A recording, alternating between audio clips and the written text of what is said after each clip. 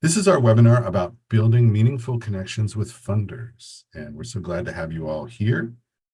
I'm Dave Holmes. I am out of our Cleveland Midwest office, and I'm joined today by Dorothy Ho and Kyle Kibbett, who will be speaking a little bit later on, talking about what we're talking about. And behind the scenes, we have a lot of people from our offices, Diana, Gray, Joyce, Tori, and Moni.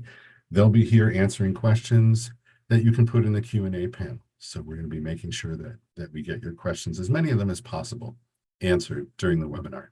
And I'm going to pass this. I'm going to stop sharing my screen and pass this along to Dorothy. On my screen. Thanks, Dave.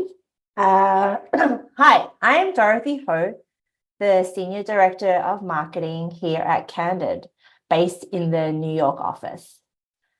Some of you might know Candid already. In 2019, Foundation Center and GuideStar came together to form Candid.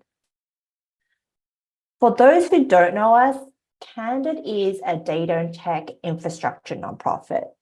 Our mission is focused on ensuring those working in or working with partners in the social sector have access to data and resources they need to succeed. And we know for nonprofits, succeeding is getting funding. As a fellow nonprofit ourselves who has to fundraise, we understand the challenges nonprofits go through. We live and breathe this world with you. Some of the challenges on this slide may sound familiar to a lot of you. Donors don't know we exist. I need to raise money, but I don't know any rich people. Or I am new to the fundraising space and I have absolutely no idea where to begin. Well, good news, Candid is here to help you address a lot of these challenges. Today's session will be focusing on how nonprofits can leverage LinkedIn to help them boost their fundraising efforts. Dave and I will walk you through a three-part process. First, we start with Candid's Foundation Directory and how you can leverage this resource to not only find the right organizations to target, but also find who to connect with. Then I'll take you through how our LinkedIn integration can help you build that connection, and then also share with you some best practices you can leverage to engage these funders or donors via LinkedIn. The aim is at the end of this webinar that you'll walk away with some actionable tactical items that you can implement in your own organization to help you with your fundraising. And I'll also share with you some great resources that you can tap into from Candid to help you with your fundraising needs. So let's start with Foundation Directory. This is a great starting point for those who are looking for a way to efficiently find the right funders who are dedicated to your mission. You can also find your past funders via Foundation Directory. Both these abilities allow you to locate funders who are aligned to your giving areas so that you can focus your resources there. We completely acknowledge that fundraising isn't easy. It's hard. We know this, and that is why Candid has built resources over the years to support nonprofits who are trying to do this work. Let's start with Foundation Directory. We have built this so that you no longer have to guess which funders are more dedicated to your cause. In a few clicks, you can surface all this information, allowing you to focus your very tight resources, and we know resources are always very scarce at nonprofits, to focus on prospects that are more fruitful. And then from there, you're going to want to focus your resources in building connections with the right people at these organizations. All these efficiencies allow you to focus your resources to ensure you're as successful as possible. This is a three-step process that may help some of you who are just getting started or looking for some guidance on where to begin. By searching for funders based on your mission, like what your nonprofit does, where you need funding, is a great starting point. Another great area to look into is your past funders. These funders have supported your nonprofit in the past, so they know what your nonprofit does, and so therefore it's not a cold start. Good news is if you connect your EIN to Foundation Directory, we can actually surface all these past funders for you in one location. We know people, resources are a hot commodity for any nonprofit. That is where Foundation Directory can be a huge asset for your nonprofit and save you time. We can tell you which funders are more likely to support your mission in just a few clicks. You don't have to trawl through 990s. We distill all this information for you. And in a sec, Dave is actually going to take you through a very detailed demo of how to do this in Foundation Directory. Of course, fundraising doesn't just stop at finding the right organization. You're going to need to know who the key decision makers are and then start building that connection, because you're going to want to showcase the work of your nonprofit to these prospects. Our LinkedIn integration will be a great starting point for those looking to build a network. So next, we're going to walk through how a nonprofit would build a robust prospect list in Foundation Directory. And I'll actually pass it back to Dave, who demoed this live. Okay, thank you so much, Dorothy. I'm going to share my screen of Foundation Directory and what it would look like if you were a subscriber. And I know that we've put in the chat a link to the Foundation Directory link if you want to subscribe. We also have over 1,500 partners throughout the country where you can use this tool for free. And that's on our Find Us page on candid.org. But this is the main page for Foundation Directory. And I'm going to do a search and kind of show you how it works for you if you're doing this for the first time. The nice thing about that Foundation Directory when you first start it is that it gives you a very, very basic search screen. So all I would need to do, say I have an organization that does folk music programs, folk music performances throughout Chicago, and I want to find somebody who would be interested in funding that.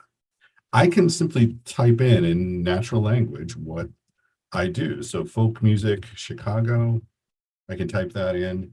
And when I do a search, what's going to come up is a list of results that are interpreting this term. Now, I want to make sure always that I have all the terms that I want. So whenever I do a search, I go to an advanced search and I look to see what are the terms that have come up. So folk and indigenous music is obviously the term that I want to make use.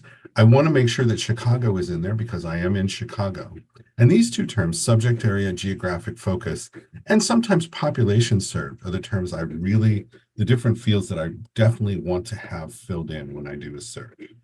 When I do the search, I can do it a lot of different ways because there's all these other different blanks to fill in. I can't go through all of them in our time today, but I do want you to know that we have an Introduction to Foundation Directory class that goes into a lot of detail about that. What I do want to show you are the results. Here's 147 grant makers that are the results of searching folk and indigenous music in Chicago. We get 147 hits. And that means that there are 147 funders that have given at least one grant for this purpose in Chicago since 2003, when we started gathering this data. And the first thing that comes up is a list of all of those grant makers. We also have a list of the specific grants that were awarded and who they were awarded to.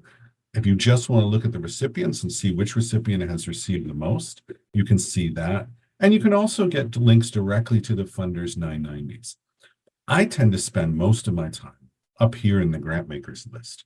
This grant makers list tells me who are the ones who have given the most grants, and it's organized in a way that shows who gives the most grants for this particular topic. And you can see it's counting down from the Chicago Community Trust, which gave 44 grants, and the Polk Brothers, who gave 21 grants. If I want to see this sorted a slightly different way, I can sort it by name. I can sort it by the location of the funder. I can sort it by giving and assets, and I can sort it by the amount that's been funded for this particular purpose. And you then see a list of the funders who have given the most amounts for this different purpose. Let's take a look at each one of these. If I wanted to see a list of the grants that were actually awarded, I could click on the grant count and see those grants, or I can open up the name of this funder, and I'm going to open up the John D. and Catherine T. MacArthur Foundation. Now, this is what we call the profile of the John D. and Catherine T. MacArthur Foundation. It is our funder record, and this is one of the best things that you can get out of searching Foundation Directory. By the way, this is also something that you can email to yourself or save as a PDF when you do this research. It tells you up at the top when it was last updated, and you can see this was last updated in May. And they are an e-grant reporter, meaning we get that information reported directly to us from the MacArthur Foundation. There's some basic information at the top of this that you can use to analyze them. And we give a little picture of the last 5 years of the MacArthur Foundation's gifts, what they fund, all these different subject areas, where their money goes, and the most of it goes to the state of Illinois, and how big their grants tend to be. And you can see that they give a lot of grants between $100,000 and $500,000. So they're quite a big funder. If you look a little further down, though, this is where you begin to see the details that you need. And if you ever want to jump around in this profile, on the left-hand column, there's a little table of contents. And if I click and I say, just show me the grants, it will take me to the grants section. The grant section is where I like to see because it's going to tell me what grants they've specifically given for folk music in Chicago. And they tend to fund one particular organization, the Old Town School of Folk Music. And they've given a number of large grants directly to these. Each one of these, by the way, I can click on to find more about that specific grant. What I'm doing by doing this research is really finding ways that I connect up with this funder. Because I want to, if I've never approached them before, I want to know, are they interested in what I'm interested in? Do they give grants for the things that I'm doing? I want to be able to say with confidence when I talk to them, I know you're interested in this. I've seen that you've done this this is the homework that you need to do before you make this connection. So the other parts of the profile are equally important. Once I get a good sense of who they're giving to, how much they typically give for a program like mine, I can look further down and see their funding interests and all of the subjects they give in. Arts and culture, of course, would include the folk music giving that they do, where they give geographically, what population groups they tend to fund, and all of the different ones that are there. They also tell you what support strategies you have, meaning if I'm looking for money that's beyond just supporting of a program, that's kind of a default. But if I'm looking for general operating support, it shows that this funder does actually give that. And it would list all the different types of support that they give as well. They primarily work in cash grants, which I expected. Further down, I'm going to read about them and how they were founded, what their background is, and then their specific program areas, the kind of things that they focus on that I can see where I might fit. If you have done any fundraising with foundations before, you know that fit is the number one thing you want to consider when you're doing this. So you're always looking for all the different evidence that you can find that shows, I see how I connect to them. I see how I can carry out the things they are interested in funding. Further down, I find more about how to apply to them. And it tells you what not to do as well as what to do. So it's very important to read through this.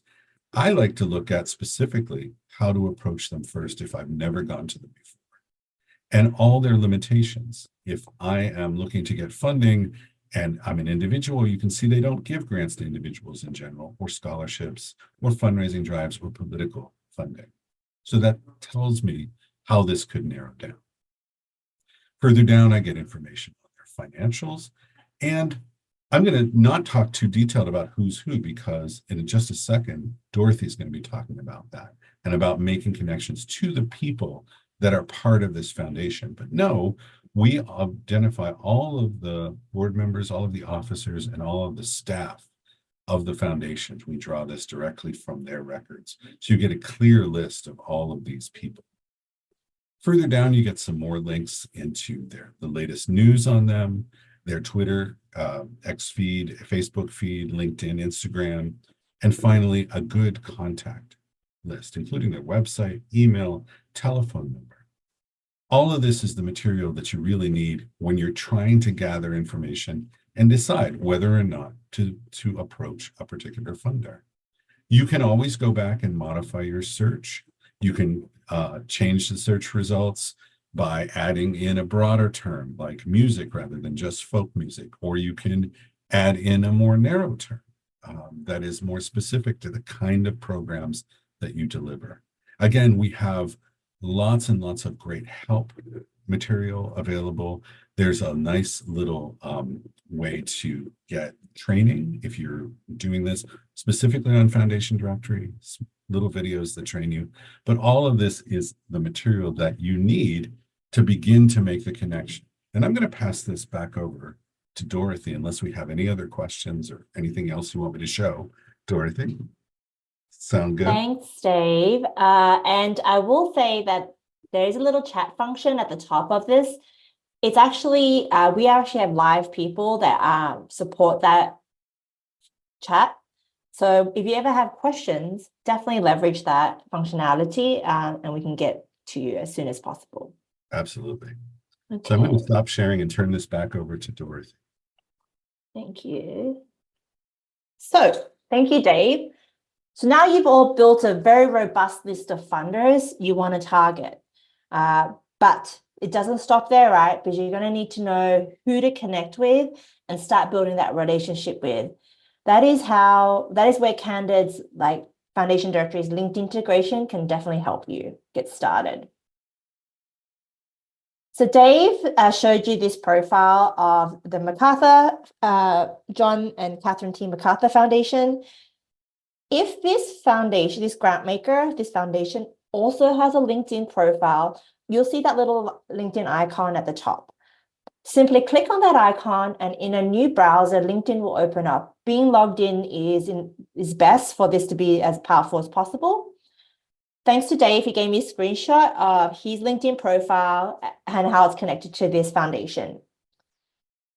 In the right-hand feed, you'll see how you're connected to this foundation. It may not be the exact person that you want to be connected with, but you should definitely leverage this connection to help you get in the door. The other feature that we have in the grant maker profile is the Who's Who section. Both Essential and Professional have a Who's Who section in all the profiles, but in the Professional tier, you'll actually have the LinkedIn integration in the People section. So in this example, hypothetically, I want to connect with these 4 people. 3 of them have a LinkedIn profile. Once again, click on that little LinkedIn icon, and in another browser, those specific individuals will open up. And here is where you can see how you connected to that individual. It could be someone that you currently work with at your organization. It could be someone that you used to work with, maybe you went to school with. It doesn't matter. This is where you have to be resourceful and try to find that connection. But being resourceful for nonprofits is almost a given trait for anyone that's working in the sector. That warm outreach to the people will go much further than a cold outreach. So definitely tap these connections. It could also be one of your board members. So make sure that you're connected to your board members on LinkedIn because they may have very rich connections that you can leverage. Now, we have to be realistic, right? Not all the time you'll have this warm outreach that you can leverage.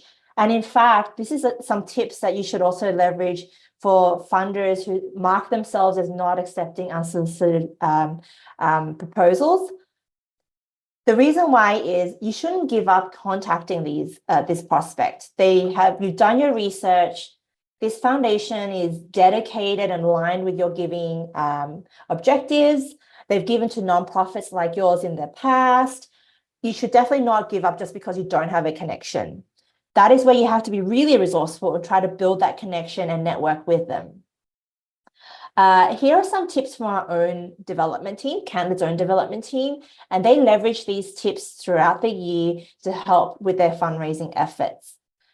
The aim is to try to build a connection with the prospect. You need to find and leverage tools at your disposal to showcase the impact of your nonprofit. You can DM them and send them newsletters, invite them to join your social networks, send them interesting articles that you've been featured in.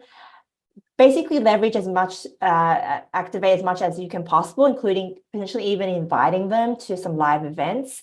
These are all great tactics you can leverage to try and build that connection. I'm going to pause here. I believe we have a poll that Kyle will throw up. I'm interested to understand which of your organizations actually have an active LinkedIn page? So it's a link, not your LinkedIn profile, an org LinkedIn profile. Give it a little bit for this. Oh, we have over 1,000 people on this webinar right now, so we can give it time for everyone to answer this poll. Do you think we're almost there, Kyle? Yeah. Oh. Okay, slowing down, so I might end the poll. Good news. A lot of you actually have a LinkedIn profile. Your org has a LinkedIn profile. Those that don't, it's free to get and it's very easy to set up. Okay, let me just close this.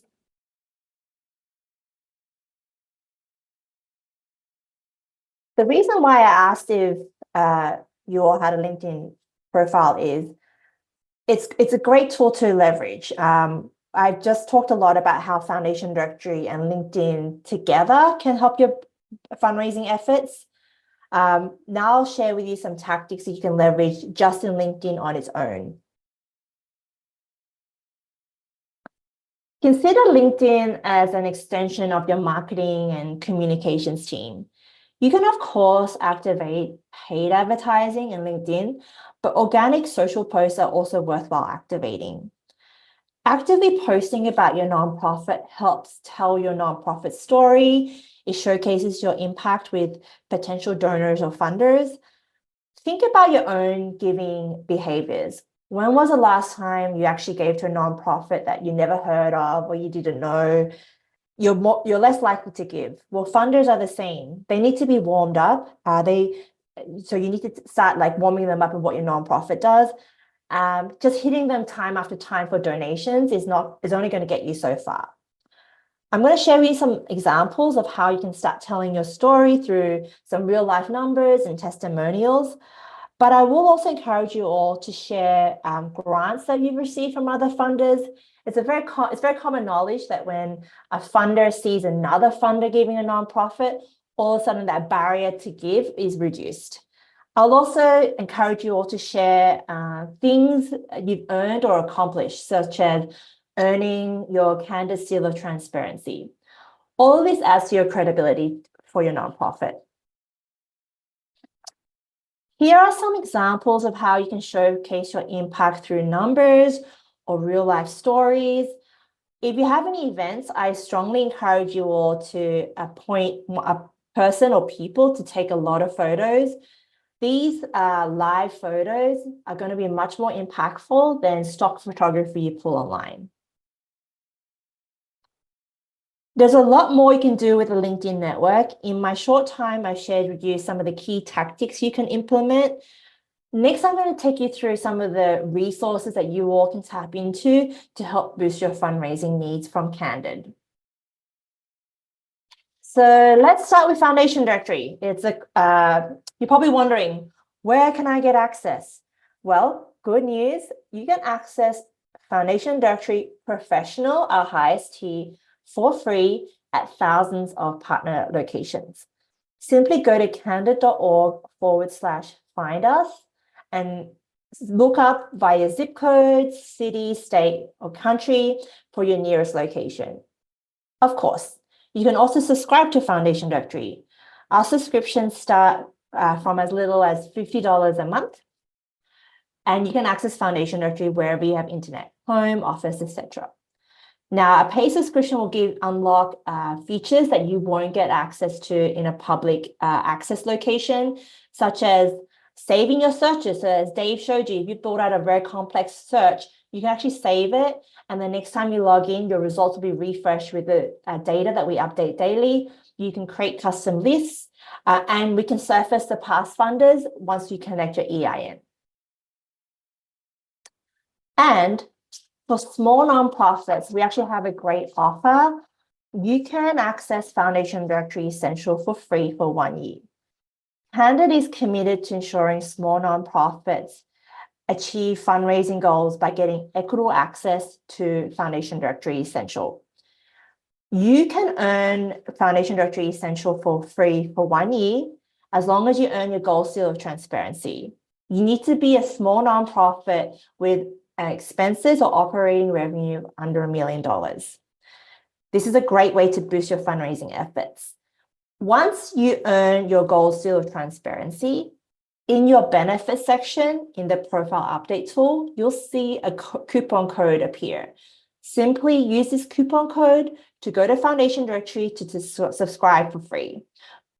It's a very simple process, but if you do need help, you can ask our support team who will guide you through it. But there's also a help article, which will be part of these slides that you can go to and refer to. At Candid, we understand a lot of you nonprofits are seeking learning or training to either help you get started in the fundraising space or to fine-tune your fundraising skills. And we believe training shouldn't be a barrier for fundraising success. That is why at Candid, our training is for free, except for our multi-day proposal writing bootcamp. So I encourage you all to head to learning.candid.org to register for free and sign up to one of our great live or on-demand training courses. I've also listed a couple of resources that you may find helpful. One is a help guide to get you started with Foundation Directory. And I've included a link to an intro to finding grants that Dave also mentioned. This is a great course that you can take to get you started in the fundraising space. That is all the content I have for you today. I want to thank the team who've been trying to field questions. There's close to 1,200 of you live online. They've been furiously trying to answer your questions. If you do have any questions that aren't answered, never fear. We do have a support team that can help you. Either use the chat functionality in Foundation Directory or email us at customersuccess@candid.org.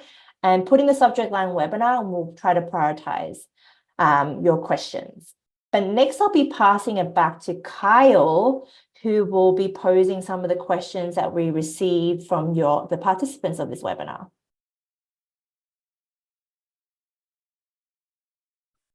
Thanks, Dorothy. Yes, we've gotten lots and lots of actions down in the Q&A. So thanks again to everybody. It's great to see all this engagement. We're very excited about it. I've tried to pull some of the more common questions and pulling out the themes that we're seeing here. So let's just go ahead and get started. We still have about quite a few minutes left. Starting here, I would say, Dave, this might be a good question for you. We had quite a few questions around the timeline between application review and getting the award. One participant said, can a funds availability timeline be a tool that we could use to search with? If a funder meets all my criteria and I meet all of their criteria, but the funding will take months to be available, that can be a big obstacle. So can you maybe speak to how better to navigate the timeline? And one of the things that we wish we could control is when exactly you're going to hear from each funder. Some funders have a quick turnaround. They take grant applications all the time, and they have a quick turnaround, so you know exactly when they're going to do, and they publish that information. There are other funders that work on different schedules that are dependent on when their trustees can meet, and so it's not as standardized. So we wish we could have that as a tool where you could search a particular deadline and find that. What you can do, however, is use, when you do your research, to look at the guidelines and see when they are due and use that to set up a specific calendar for yourself. One of the arts of being a fundraiser is to balance when a grant is going to come in so that you get them all in time to do the project. So my recommendation for any kind of planning when you're trying to decide about deadlines and when are we going to get the money and when are we going to send this in is to work as early as possible, because you want to make sure that you have the money in hand and the ability to do the program by the time the program comes around. So the earlier you start researching and reaching out to funders, the better off you're going to be. Wonderful, thank you. And then just like a operations question for Dorothy. A lot of people are wanting just to make sure that what they're seeing here, especially all the grants data that's available, is this only available in the professional plan? And also there's questions around the LinkedIn tool itself. Is there an additional cost for that, or is that part of a subscription? No, the LinkedIn integration is part of the subscription, so it's included. In the Essentials tier, you'll get the Grant Maker profile integration, but in the professional tier, that's where you get the additional individual LinkedIn integration. It doesn't stop you, even if you have the essential tier, it doesn't stop you from like searching for that specific person on LinkedIn, so that you can still bypass that and get some information about that person. So I encourage you to do that as well. The grants data. So the grants details that Dave showed in the grant maker profile, yes, that's only available in the professional tier, which I will remind people you can access at thousands of partner locations. But the grants data powers both essential and professional. So it's not like you don't get access to it. But yes, if you want details of the specific grant, it's available in professional only. That's a great point, that people can also be using the essential plan to be doing their own research off platform and on LinkedIn itself. But of course, the professional plan is going to make it as seamless as possible. So, Dave, I have a question about unsolicited applications. So can you talk a little bit more about the pros and cons of filtering the funders by accepting applications and not? That is a good question. And for a long time, we used to encourage people to just click that button and filter out all the funders that either say unsolicited requests not accepted or gives to pre-selected organizations. But as I became a better fundraiser, as I learned more about fundraising in general, I realized that's a very limiting way to look at potential funders. That just means that they filled out when they filled out their 990, they checked a particular box saying we don't have an open application procedure. It doesn't mean that you can't reach out to them. It doesn't mean that you can't reach out to them using something like LinkedIn. Oftentimes, even the ones that don't accept unsolicited applications according to their record, publish a phone number, take phone calls, can respond to you. I think you're really shooting yourself in the foot by eliminating those, by clicking that button. I think it's much better to go funder by funder and see what kind of connection can I make. And if there doesn't seem to be an easy way to make a connection, that's one of the reasons why you would use LinkedIn and try and find somebody who could introduce you, somebody that you already know, a funder that you already get money from, somebody that you've worked in the field with can make that introduction for you. That's going to make it a lot easier. Otherwise, you're missing an awful lot of possibilities. I agree, Dave. Our analysis shows us that open opportunities are less than 1% of the total funding in the ecosystem. So if you check that box, you're going to just limit yourself to less than 1% of the opportunities out there. And it's almost a disservice to yourself. Like, why close yourself off? And we do encourage you to not use that checkbox and focus on the funders that are most dedicated to your cause. And that's where you should be focusing your resources and energy. Because if you see their grant giving, they 100% don't just give to, they give to open new nonprofits all the time. Great advice, awesome. Dorothy, where does all the data that powers Foundation Directory come from? Many resources. We update our daily data every day. A lot of our data is powered by 990s. We collect all the information in 990s. We code it, we enrich it, we enhance it. So we do all the hard work for you. And that is why you don't have to trawl through 990s, which, let's be honest, some of it's really difficult to read. We also have a lot of direct contributor resources. So Dave showed the MacArthur Foundation example, their e-reporter. They gave us data, the grants data outside of the IRS cycle. I believe it was May, so it's very recent. So we actually have contributed data from nonprofits, contributed data from foundations that no other organization has access to. And then we have a lot of other sources as well. So we compile all these sources, we distill all this information into our tools such as Foundation Directory for you. Quick and easy question, Dorothy. In order to obtain a gold seal, does a new nonprofit need to have submitted a 990 before? You need to be 501c status to participate in the Seal of Transparency program. And then once you, so I'll give you a hot tip. To get a quick, easy access to your profile to start making edits, use your email address that has your organization domain. So for instance, ours is Candid, Dorothy@candid.org. If you use a Gmail, a Hotmail, AOL, that's going to slow down your process to accessing your profile. Because we want to make sure that the right people only have access to the profiles, right? We don't want anyone, you don't want anyone going into your LinkedIn profile making updates. The same thing goes to your Candid profile. So registering on candidsguidestar.org with your organization domain email will fast track that. And then you can quickly be on the path to earning your gold seal of transparency.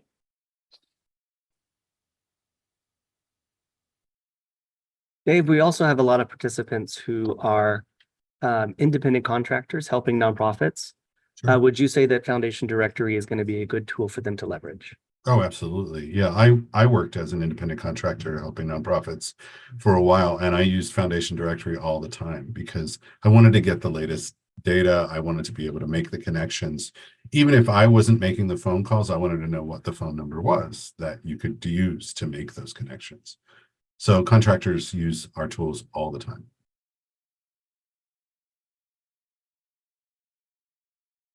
Here's a question about the functionality within Foundation Directory Professional Plan. How can someone on Foundation Directory see how frequently a funder is giving to new organizations versus the same organization every year? It's a tricky question, but I tell you, just from looking at that list of results where we looked at the MacArthur Foundation, you saw that they had given mainly to one particular organization for folk music. What you can do when you look up an organization is look to see, have their grants gone to different organizations? Have they gone every year? Because you will get a list of all the grants that we've documented from them every year. Have they given to different organizations or always the same one or two organizations? If you see a difference, that's a good indicator that they have the ability to open up their giving and to give to new organizations. Now, every funder is different. Every funder sets their guidelines. Some years a funder will say, well, we're not taking any applications from new organizations. You don't know that until you make the connection to them. But the more research you can do to get an idea of what their background, what their funding has been, the better off you're going to be in guessing what it's likely to be in the future and seeing indications of what it's likely to be. You know, always making the connection. You can learn a lot from Foundation Directory. You can learn a lot from research. But the main purpose of Foundation Directory is to give you the purpose of making a connection to that funder.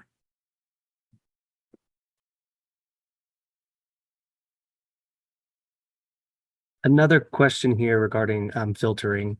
Is it possible to filter foundations that provide unrestricted or core funding? Yes. When you go into your searching, one of the things I showed you was type of support as a way of doing an advanced search. You can choose within type of support a lot of the limiting factors that some funders don't like to fund. For example, if you're needing capital money, you can search for funders that have given for capital. If you're looking for general operating support, you can search for funders who have given general support. If you need seed money for a new program, you can sort your funders by the ones that have given seed money to new programming. It's a great way to make sure that you're finding the most likely candidates for funding if the type of support that you're looking for is somewhere outside of general program support. I would say general program support is kind of the default.